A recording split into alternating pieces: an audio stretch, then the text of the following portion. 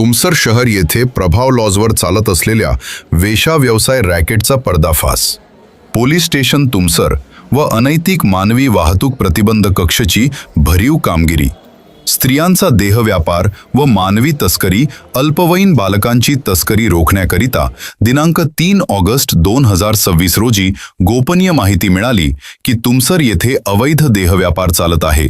अशा खबरेवरून पोलीस ठाणे तुमसर व अनैतिक मानवी वाहतूक कक्ष येथील अधिकारी अंमलदार तसेच विशेष अधिकारी पंटर असे मिळून सदर गोपनीय माहिती मिळालेल्या ठिकाणी जाऊन पाहणी केली असता सदर ठिकाणी 1 महिला आरोपी व 5 पुरुष आरोपी मिळून आले. तसेच 2 पीडित महिला मिळून आल्याने त्या